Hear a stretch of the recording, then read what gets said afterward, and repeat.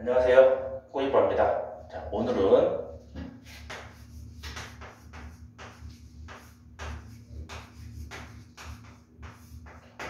권리 행사에 관한 죄에 대해서 공부를 하도록 하겠습니다. 권리 행사에 관한 죄. 자, 권리 행사에 관련된 죄는요, 우리가 두 가지로 나눠서 공부를 할 겁니다. 권리 행사 방해죄랑 강제 집행 멘탈죄. 여러분들이 속히 권행박, 강진면 이렇게 말씀하시는 것들에 대해서 오늘 공부를 할 건데요. 정말 제3범죄 중에서는요, 어렵지 않은 파트예요. 제가 잡아드리는 논점만 잘 잡으셔도 소화하는데 아무 문제가 없으실 겁니다. 자, 그러면 권리 행사에 관련된 죄가 우리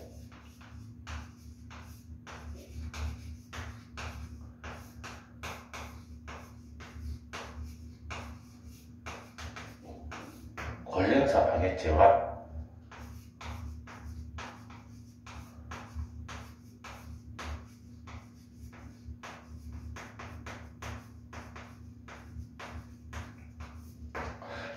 강제집행 면탈죄라고 있습니다. 자, 일단은 우리 권리행사에 관련된 죄를 두 가지로 나눠서 공부한다고 했는데요. 권리행사의 방해죄, 강제집행 면탈죄로 나눠서 볼 거고요. 권리행사 방해죄를 하고 끊었다가 강제집행 면탈죄를 공부하도록 하겠습니다. 그리고 참고로 제가 판시를 하면서 말을 할 때 그 분필 소리가 제 말을 좀 먹어버린다는 그런 말이 있어가지고 판시를 할 때는 되도록이면 말을 안 하도록 하겠습니다. 자, 볼게요. 권리행사 방해죄를 먼저 볼 건데 그 전에 왜 강제집행 면탈죄도 권리행사에 관련된 죄인지, 그리고 왜 권리행사 방해죄가 권리행사 방해죄에 관련된 죄인지를 갖다가 먼저 조금만 이해를 하시면은 공부하는데 더 쉬우실 겁니다. 여기서 말하는 권리행사, 권리를, 누구 권리를 말하는 걸까요? 자, 권리행사 방해죄는요, 제일 중요한 논점이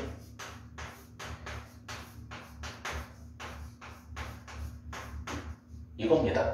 자기 소유. 지금까지 우리가 제3범죄를 공부하면서 자기 소유의 어떤 거를 가지고 범죄가 만들어지는 경우는 없었어요. 절도죄, 강도죄, 횡령죄, 배임죄, 재무상계 안 배웠지만, 사기죄도 아직 안 배웠지만, 전부 다 누구에 관한 죄다? 다른 사람의 재물, 다른 사람의 이득, 이런 거를 가지고 우리가 공부를 했다면 제3범죄에서 유일하게 자기 소유 거 갖다가 어떤 짓을 하는데 범죄가 성립하는 게 우리 권리행사 방해에 관한 죄예요. 무슨 말이냐? 법적 이론적으로 너무 어렵게 접근하지 마시기 바랍니다. 그냥 쉽게 생각을 할게요. 우리 채권자랑 채무자로 볼게요.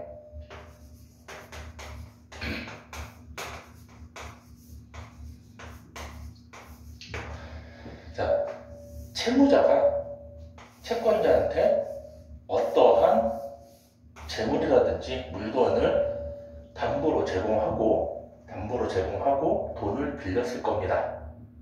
그쵸? 이 담보로 제공했다 그래갖고 이 채권자 거가 되는 건 아니죠.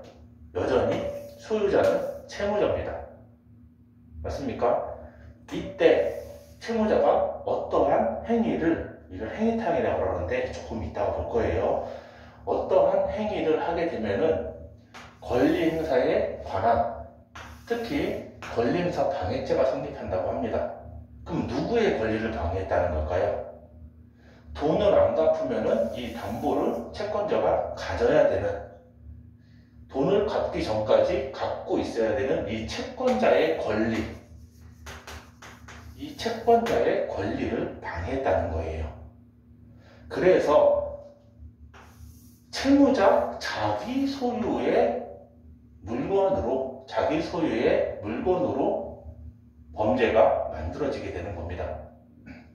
하셨습니까? 이해하셨죠? 자, 강제집행 못할 때도 마찬가지예요.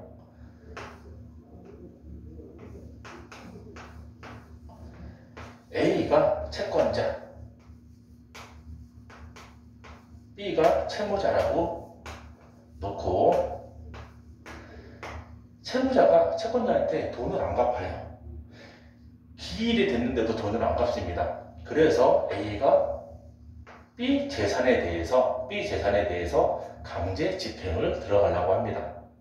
그때 지 재산을 뺏길까봐 어떠한 행위를 하면은, 이것도 좀 이따 볼 거예요. 강제 집행 멘탈죄 행위 태양이니까 어떠한 짓거리를 하면은 강제 집행이 들어오는 거를 면탈하는 죄, 결국 채권자가 강제 집행을 들어갈 수 있는 권리를 방해했다는 소리입니다. 그래서 두 개가 권리 행사에 관한 죄가 되는 거예요. 이해하셨습니까? 자기 소유의 걸 제일 중요합니다. 그렇죠? 이걸로 우리 권리행사 방해죄 문제가 90%가 풀려요. 아셨죠? 강림면은 우리 권리행사 방해죄 보고 보겠습니다. 조금 논점이 다릅니다. 풀 수 있는 논점이 조금 다르니까는 집중해갖고 공부하도록 하겠습니다. 자, 그렇다면 권리행사 방해죄의 논점은 아까 말씀드렸다시피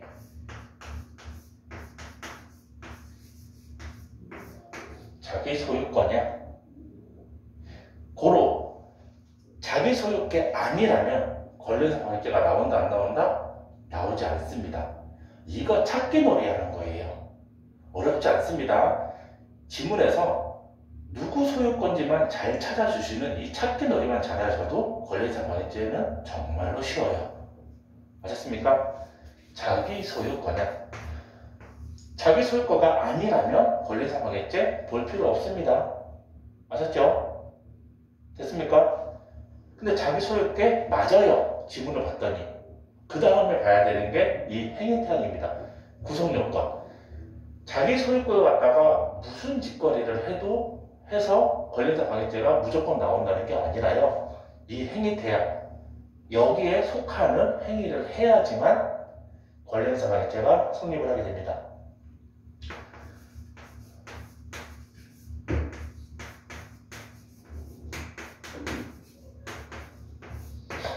이러한 거예요.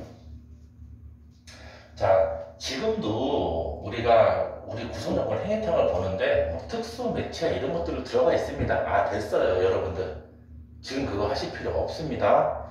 그리고 우리 강제집행 면탈죄도요, 행위태양 할 때 허위양도, 은닉, 손괴 이렇게 배울 거예요. 뭐 허위의 채무부담 이런 내용이 있는데 할 필요 없습니다. 우리 문제 푸는 데는 아무 지장이 없으니까 우리 문제는 다 맞추고 나오면 되는 거죠. 수험생이니까. 하라는 대로만 따라오시길 바랍니다. 7번 은닉, 손괴. 그럼 무슨 말이냐?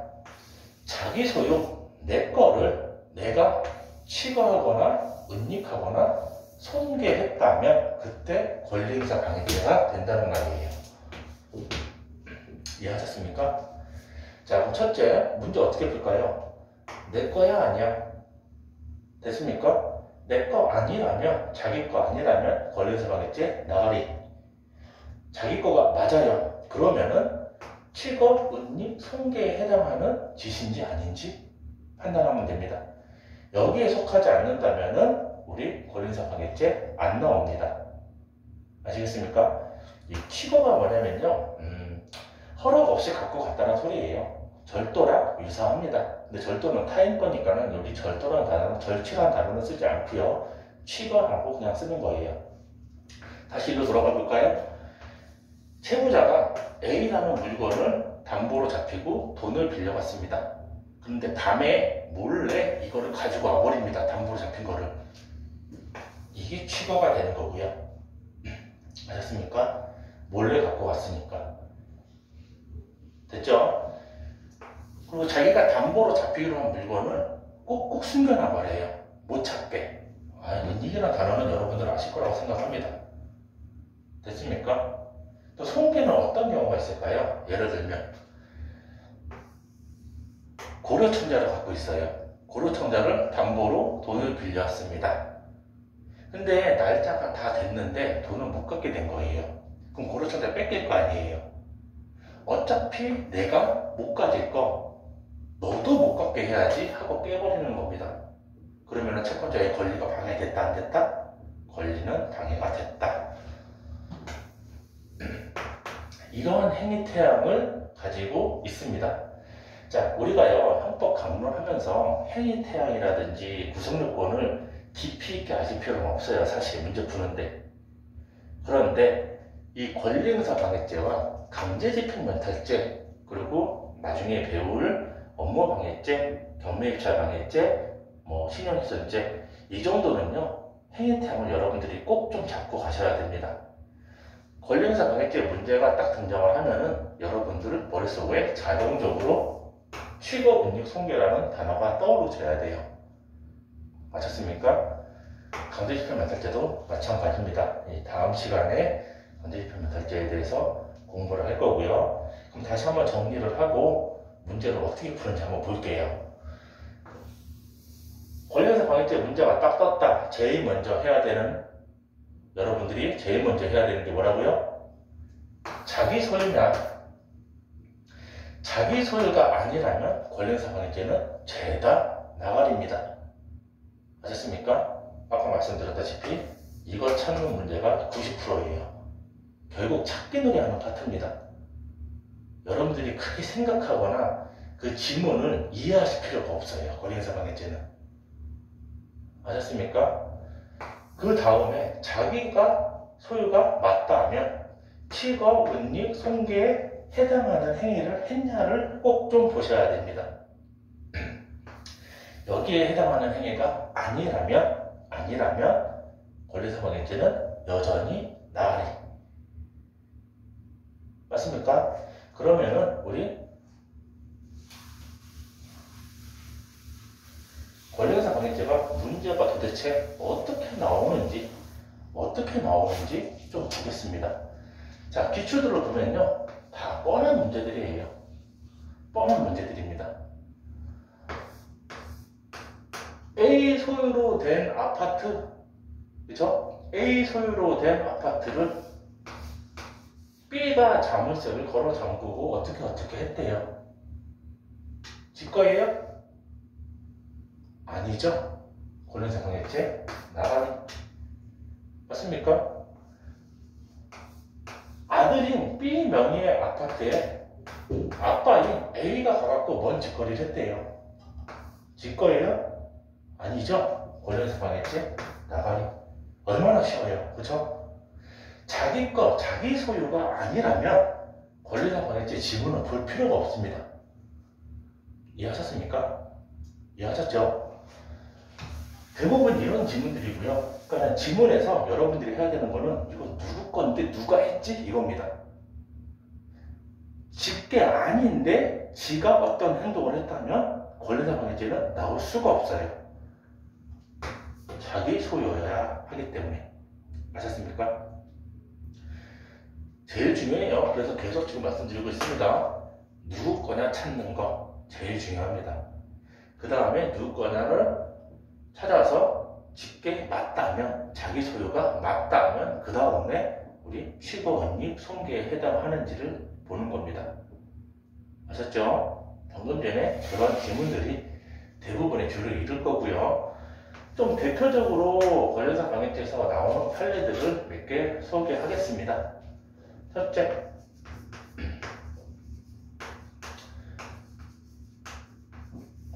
우리 무효인 경매 절차에서 라고 시작하는 질문들이 굉장히 기출로 많이 등장을 하죠. 그러면 여기에 대해서 좀 우리가 공부를 좀 해보겠습니다. 자, A가 채무자인데 돈을 안 갚았대요. 돈을 안 갚아갖고 강제 집행이 들어왔나 봐요. 그래서 경매라는 데 넘어가게 됩니다. 됐습니까? B가요, 돈을 주고 이 경매 물품을 낙찰을 하는 걸 받아요. 그런데 이 사이에, 경매에 진행되기 사이에 A가 채권자한테 돈을 변제를 했답니다. 쉽게 말해서 돈을 갚았대요. 그러면 이 경매 들어갔으면 돼요, 안 돼요? 안 되는 거죠? 근데 이제 법원 절차라든지 이러한 시간적인 소요가 있기 때문에 중간에 이제 갭이 뜬 거예요. 이해하셨죠? 그러면은 경매로 넘어가서는 안 되는 물건을 갖다가 지금 B가 돈을 주고 낙찰을 받았다는 거죠. 이해하셨습니까? 그래서 이거를 우리 무효인 경매 절차 어쩌고 저쩌고 블라블라 이렇게 나오는 거예요. 그러면 A는 경매로 넘어가면 안 되는 물건, 여전히 지거인 물건을 갖다가 누군가가 지금 돈을 주고 사갔기 때문에, 이해하셨습니까? 누군가가 돈을 주고 사갔기 때문에 법적으로 이 무효인 거를 회복시켜야 되는 거예요. 원래는. 너무 깊이 있게 아실 필요는 없습니다. 지금 말씀드리는 거 이해하셨으면 하시면 되는 거고요. 이해가 안 간다고 하셔도 괜찮습니다. 지금부터 말하는 것만 잘 이해하시면 돼요. 아셨죠? 무효인 경매 절차에서 낙찰받은 B, 원래 A 거여야 되는 거죠, 지금. 경매에 넘어갔으면 안 되는 물건이니까. 맞습니까? A가 이걸 마음대로 쥐가 치고 은닉 손괴해버리면은 권리행사 방해죄가 성립이 될 거예요. 그런데 우리는 판사가 아니죠. 그 결론까지 생각하지 않습니다. 이 무효인 경매 절차를 물어보는 지문은요, 이 B가 권리행사 방해죄에서 말하는 적법한 점유자냐 아니냐, 이거 물어볼 거예요. 적법한 점유자냐 아니냐. 자, 볼게요. B는 무효인 경매 절차이긴 하지만 본인 돈을 주고선 낙찰받아서 갖고 있는 거예요, 아니에요? 맞죠? 만약에 이 물건을 A한테 다시 가게끔 하려고 그러면은 B한테는 경납금으로 냈던 돈을 낙찰받기 위해서 물건 대금으로 지급했던 이 돈을 돌려줘야 될 겁니다. 그 돈을 돌려주기 전까지는 B는 적법한 점유자예요, 아니에요? 맞죠? B는 자기가 자기 돈 주고 낙찰 받아갖고 왔는데 A가 무효인 경매라고 본인 거라고 이걸 그냥 갖고 가버렸다면 B는 자기 돈은요? 이해하셨습니까? B 돈을 돌려주기 전까지는요, 이걸 적법하게 점유할 수 있는 권리자예요, 아니에요? 맞다라는 거죠. 그러면 돈을 주면은 물건 줄게 라고 얘기하겠죠, B가. 무효야? 그럼 내가 못 가져? 에이, 그러면 내가 낸 돈 나 다시 내놔. 그럼 물건 돌려줄게. 이런 걸 갖다가 법률 용어로 동시이행 항변권이라고 표현을 해요. 그냥 무효인 경매 절차 이 지문으로 뜰 수도 있고요. 지문에 이런 동시이행이라는 단어를 줄 때도 있습니다. 어렵게 생각하지 마세요. 동시이행 항변권이라는 단어를요. 이거랑 똑같은 말입니다. 좀 더 쉽게 말씀드릴까요? 영화나 드라마 같은 데 보면요, 새벽 2시에 부산 안에서 마약 밀거래가 이루어집니다. 한쪽은 007 가방에 현금을 가득, 한쪽은 007 가방에 마약. 돈 받고 마약 줍니까? 마약을 주고 돈을 줍니까? 그런 경우가 없죠. 동시에 돈과 마약을 동시에 주고받을 거예요. 이게 동시이행이에요. 동시에 이행해라. 이해하셨습니까? B는 자기 돈을 내고 낙찰을 받은 거죠, 이 물건을. 그러면 내 돈 돌려주기 전까지는 물건은 나는 못 줘. 당연한 권리죠. 적법한 점유자가 아니라 적법한 점유자다. 꼭 좀 알아두시길 바랍니다. 그리고 또 어떤 판례가 있죠? 우리 렌트 판례가 있습니다. 자, 여기서 주의해야 될 거는요, 우리 이거 개인적 법이죠. 개인적 법이. 그쵸? 개인에 대한 범죄를 갖다가 물어보는 건데, 만약에 이 자기 소유가 개인의 사람의 소유가 아니라 법인, 회사 소유라고 생각해 봅시다. 그러면 회사 소유라면은 회사가 취거 은닉 손괴하기 위해서 건물 자체가 지금 걸어가야 되는 일이 생겨요. 일이 생겨요, 안 생겨요? 안 생기겠죠? 이해했습니까? 회사 물건이라고 회사가 움직이지 않습니다. 그러면은 권리행사 방해죄가 나오려면은 회사 소유의 물건이라면 누구 정도가 움직였을 때 회사가 움직였다고 평가할 수 있을까요?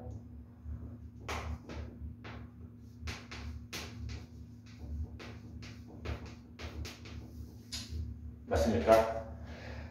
자, 모 기업의 인턴이나 대리가 회사 물건이라고 마음대로 갖고 왔다. 이건 권리행사 방해죄가 아닙니다. 이건 절도예요. 아셨습니까? 회사 소유의 물건이라면 대표이사 정도가 움직여야지, 대표이사 정도가 움직여야지 회사가 움직였다고 봅니다. 이해하셨죠? 그러면은 A 회사의 물건을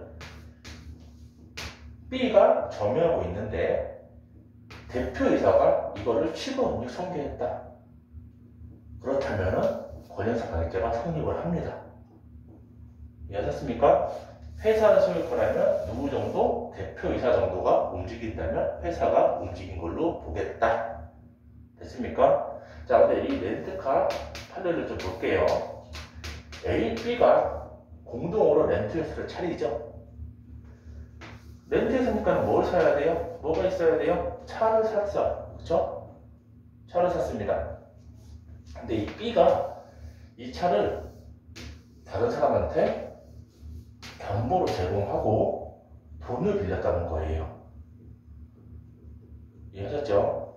그때 이 A가 왜 네 마음대로 차를 담보로 제공했냐 라고 해서 이 차를 가지고 온 겁니다. 이때 권리행사 방해죄 죄명을 묻죠. 그런데 내용을 더 자세히 보셨어야 됩니다. 렌트카 회사를 막 차려갖고 렌트카를 갖다가 새 차를 샀는데 아직 등록이 안 돼 있대요. 자동차는요, 등록 명의인인 소유자로 봅니다. 그러면은 미등록으로 돼 있으면은 이 차 소유자 누구예요? 아직 소유자가 없는 거예요. 만약에 이게 회사 명의로 등록되어 있는 거라면 대표이사가 움직였죠. 대표이사가 움직였으니까는 권리행사 방해죄가 나왔을 겁니다. 이해하셨습니까? 여러분들 이거 좀 잘 잡으셔야 돼요. 대표이사가 움직이면 회사가 움직인 거라며? 근데 대표이사가 움직였는데 왜 아니야?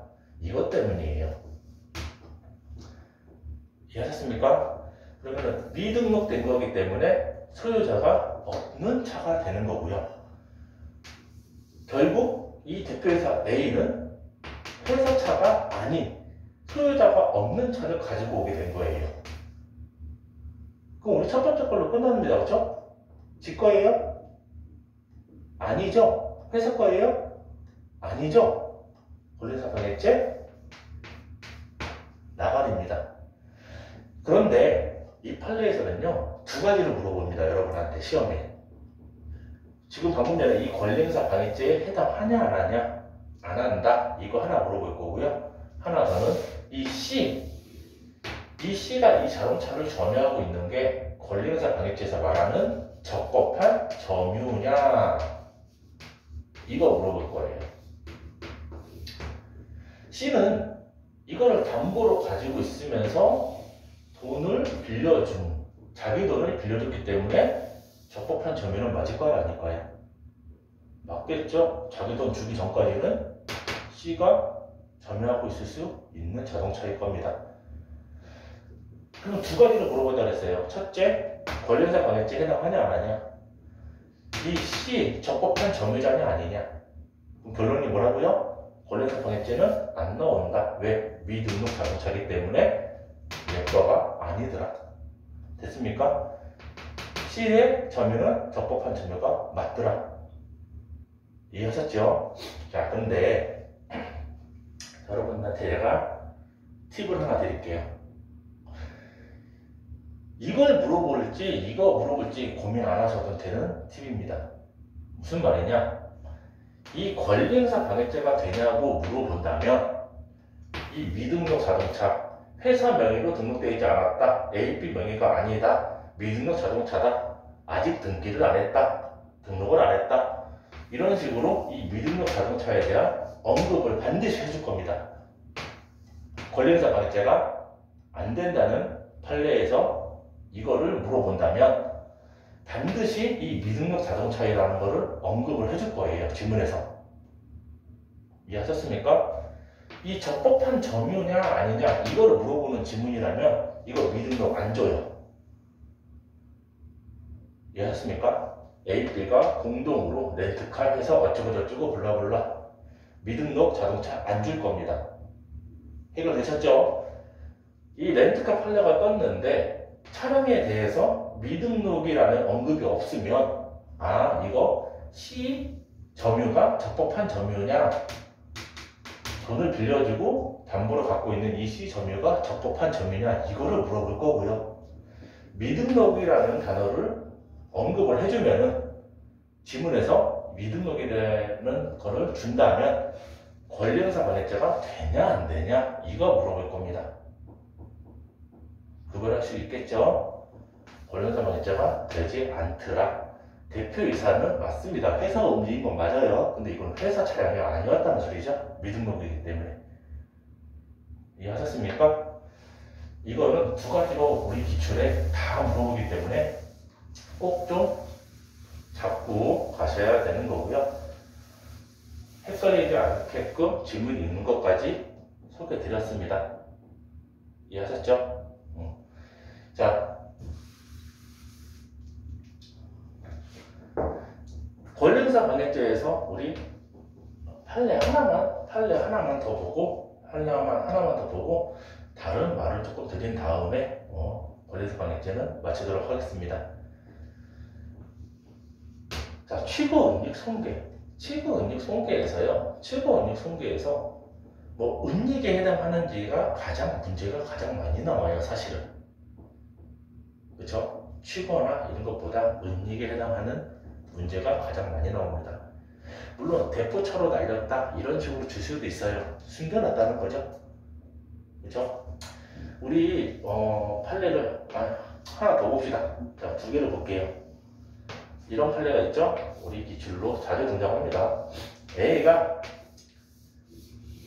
최근에 그 벤치 지각에 3억 5천짜리죠, 차가. 로마. 그쵸? 이 차를 너무 사고 싶은 거예요. 근데 돈이 1억밖에 없어요. 그래서 B한테 차 좀 사게 2억 5천만 원을 빌려달라고 합니다. 근데 B가 뭐라 그래요? 내가 뭘 믿고 차를 빌려주냐? 차를 살 돈을 빌려주냐? 이렇게 얘기하겠죠? 그때 A가 이렇게 얘기합니다. 야, 내가 이 차를 사서 이 차에 대해서 너한테 담보를 설정해 줄게. 저다. 그죠? 그냥 담보라고 하세요. 담보로 설정해 줄게. 내가 돈 안 갚으면 이 차 네가 갖고 가면 되는 거 아니야? 그래서 돈을 빌려줍니다. 그럼 차 소유 등록 명의는 누구? A가 썼으니까는 A 차죠. 다만 담보가 잡혀져 있는 것 뿐이고요. 맞습니까? 이때 A가 이 차를 대포차로 날려버렸다는 거예요. 번호판 바꿔갖고 출처를 알 수 없는 차로 만들어서 다른 사람한테 팔았다는 겁니다. 이때 B에 대해서 권리행사 방해죄가 되냐고 물어보는 질문이 있죠. 권리행사 방해죄 당연히 나옵니다. 이거 누구 소유? A 소유. 됐네. 그쵸? 그 다음에 만약에 자기 소유 거라면 뭐가 해야 된다 그랬어요? 취거, 은닉, 손괴. 근데 본인이 몰고 다녔으니까는 취거가 나올 일은 없겠죠. 부시지 않았으니까는 손괴가 나오지 않겠죠. 물론 우리가 재무손괴 파트에서 뭐 부신다 이런 표현 안 쓸 겁니다. 부셔야지만 재무손괴 나오는 거 아니에요, 여러분. 쉽게 설명하기 위해서 그냥 말씀드리는 겁니다. 그럼 은닉에 해당하냐 이것만 우리가 판단하면 되는 거예요. 담보로 잡고 있는 B가 얘가 돈을 안 갚았을 때 이 차를 갖다가 처분할 수 있게끔 담보로 설정되어 있는 건데 번호판을 바꿔서 출처를 알 수 없는 차로 대포차로 날려버렸다는 거죠. 그럼 B는 찾아요, 못 찾아요, 이 차? 솔직히 말씀드릴게요. 경찰들도 대포차 찾기 쉽지 않습니다. 거의 못 찾는다고 보시면 돼요. 은닉이 아니다? 은닉에 해당하는 거예요. 방해죄는 성립하더라. 이해하셨습니까? 이걸 이해하셨으면은 지문에서 조금 어렵게 나오는 말들이 있는데, 지문에서 조금 어렵게 나오는 지문이 하나가 있는데, 그걸 한번 해볼게요. 지문 그대로 보지 않겠습니다. 제가 설명드리는 거 좀 재밌게 설명드릴게요. 제가 설명드리는 거, 이 논점을 그 지문으로 이걸 이해하셨으면 그냥 읽으시면 읽힐 겁니다. 자, A가요, 렌트카를, 회사를 차립니다. 근데 A는 처음부터 렌트 회사를 운영할 생각이 전혀 없었어요. 근데 우리 B라는 렌트 회사를 차려놓고 보니까는 렌트 회사니까는 뭐가 필요해요? 자동차는 있어야 되겠죠? 근데 렌트 회사를 진짜 운영할 생각도 아닌데 차를 돈 주고 살까요? 그러지 않았을 겁니다. 그래서 어디로 출발한다? 우리 강원랜드 갑니다.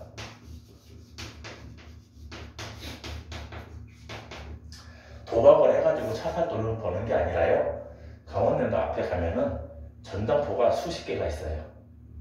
먼지가 수북히 쌓인 외제차들이 주차장을 가득 채우고 있습니다. 돈 생기면은 이 차를 찾으러 안 와요. 돈 벌어서 차릴 생각에 자기 차를 지나서 강원랜드로 입장을 하죠. 이 강원랜드, 쉽게 말해서 전당포 외제차들이 주차장에 너무 많죠. 이 A가요, 야, 이거 그냥 썩 터지면 뭐해? 주인도 안 찾아가는 차, 렌트회사에게 이걸로 좀 나를 빌려줘라. 이해하셨습니까? 이 전당포업자는 자기 돈을 빌려주고 차를 담보로 잡고 있는 사람이기 때문에 적법한 점유자일까요? 아닐까요? 적법한 점유자 맞죠? 그쵸? 자, A가 이 차들을 싹 다 빌려왔습니다. 그런데 여러분들 집에 차 있으면은 차 다시방을 한번 열어보세요. 조수석 앞에 있는 문을 갖다가 속히 그냥 다시방이라고 표현을 합니다. 거기 열어보면은 차량 등록증이 있어요. 집에다가 놔두고 다니지 않습니다. 차량 등록증은 차에 어딘가에 있어요. 이 A가 워낙 똑똑한 놈이죠. 그 차량 안에 있는 차량 등록증을 보고선 소유자들을 일일이 다 찾아다닙니다. 그래서 돈 1000만원, 돈 2000만원 더 줄 테니까는 차를 자기 A 명의로 옮겨달라고 합니다. 해줄까요? 안 해줄까요? 100이면 100 다 해줍니다. 왜? 자, 1억짜리 차를 5천만원을 갖다가 빌리면서 담보로 설정한 사람이죠? 그쵸? 이 차 찾으러 간다, 못 찾으러 간다? 아, 거의 대부분 못 찾아요. 그쵸? 근데 1000만원을 더 주겠대요. 완전 좋죠? 그럼 이제 이런 생각을 할 겁니다. 1000만원으로 강원랜드 가서 돈을 따서 차를 한 대 뽑아야지. 맞습니까? 1000만원을 더 준다는 생각에 너무 좋아해요. 그래서 차들의 명의를 다 A로 바꿔버립니다. 돈을 조금씩 주고서 이런 사람들을 다 이용한 거죠. 그리고 이 전에 말씀드렸던 것처럼 대포차로 날려버려요. 똑같이. 자, 봅시다. 이 차들 누구 거? 이제 A 거. 등록명이 바뀌었죠. 지문에는 이렇게 등장할 겁니다. 직권 말소, 이런 식으로 줄 거예요. 소유자를 직권 말소, 차량을 소유자를 없애고 자기 소유로 바꿨다. 아, 됐어요. 용어 갖다가 우리 공부 힘들어지면 안 됩니다. 아셨습니까? 자, A차를 갖다가 적법한 점유자 B가 있죠. 그럼 자기 소유차 맞네요. A 있죠. 그쵸? 그리고 이거 은닉이에요, 아니에요? 은닉 맞죠? 좀 전에 대포차로 날렸다가 발레를 봤습니다. 그쵸? 은닉에 해당합니다. 그럼 권리자 방해죄가 된다, 안 된다? 된다라는 말이죠. 이해하셨습니까? 이거 꼭 좀 알고 가시기 바랍니다. 지문으로 이해하려고 하면요, 말이 조금 어려워요. 사실 뭐 이 내용이 정확한 그 판례의 내용은 아니었습니다. 근데 이 얘기예요. 이 이 얘기이기 때문에 이거를 정확하게 이해를 하시고 그 지문을 보면은 쉽게 익히실 거라고 생각됩니다.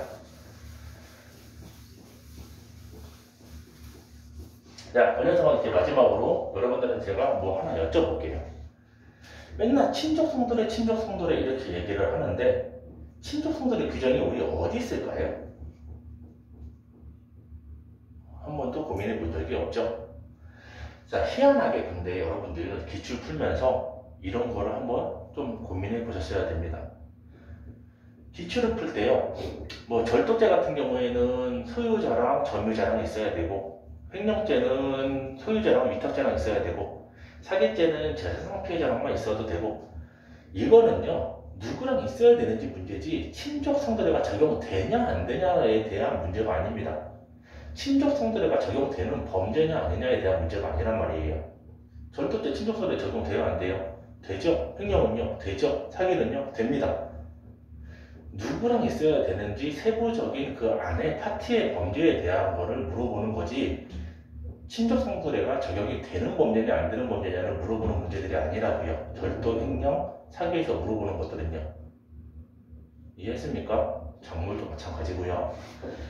그런데 우리 권리행사 방해죄 기출을 보면은 기출에 권리행사 방해죄 자체가 친족 성들애가 적용이 되냐 안 되냐를 물어보는 질문들이 굉장히 많이 등장합니다. 왜 그럴까요? 친족 성들애 규정이요 우리 권리행사 방해죄에 있어요. 깜짝 놀라셨죠? 어디에 따로 있는 게 아닙니다. 그죠? 권리행사 방해죄에 있어요.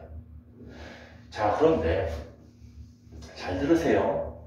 10년 전에만 해도요 친족 성들에 적용되지 않는 거 해가지고 수험생들이 강손 이러고 외우고 시험장을 갔습니다. 강도랑 손괴는 친족 성들에 적용 안 돼 이러고 알고 갔어요. 그런데 이게 웬열 시험에 점유강체죄가 나와버렸어요. 틀리고 와가지고 다음 시험 공부할 때 강도, 손괴, 점유강체죄 친족 성들이 안 돼 이러고 암기하고 갔습니다. 근데 이걸 또 웬열 경계침범죄가 나와버렸어요. 그 다음 시험에 또 이거까지 외우고 갔겠죠. 그 다음 시험에 강제집행면탈죄가 나와버렸어요. 이것까지 그 다음 시험에 또 외우고 갔겠죠. 결국 지금 이거 뭐 하는 거예요 여러분들? 소읽고 외양간 고치는 겁니다. 이미 틀리고 나와서. 그죠? 기출로 된 것들을 갖다가 외우기 시작하는 거죠. 맞습니까? 강손 외우던 게 강손 점유강체죄 경계이탈 침범죄 강제집행면탈죄 시험에 나온 다음에야 여러분들이 암기를 하기 시작합니다. 물론 시험에 나왔으니까 이거 암기하셔야죠. 그쵸? 이건 판례 아닙니다. 제가 판례는 암기 안 합니다. 그런데 아직 우리 시험에 등장하지 않는 죄명이 하나 있어요. 언젠가는 반드시 한번 등장을 할 겁니다. 아셨습니까? 나중에 제가 중범죄 시리즈를 갖다가 따로 정리를 해드리겠지만 중범죄 시리즈 중에서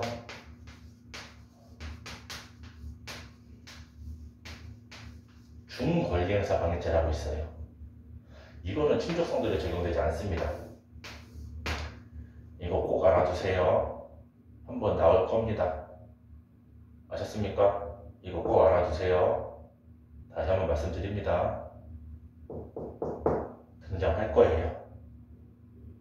아셨죠? 이미 기출에 나왔던 거는 알고 계시되 우리 중권리행사 방해죄 친족 성들에 적용되지 않는다라는 거 꼭 잡고 가셔야 됩니다. 왜요? 친족 성들의 규정이 어디 있다고요? 권리행사 방해죄에 있다니까요. 그럼 권리행사 방해죄는 친족 성들에 적용이 되는데 이 중자라는 놈이 하나 붙었다고 해가지고 안 된다니까요. 이거 반드시 등장할 겁니다. 아셨습니까? 꼭 좀 잡고 가시길 바라고요. 좀 쉬었다가 우리 강제집행면탈죄 들어가도록 하겠습니다. 여러분 감사합니다. 고생하셨습니다.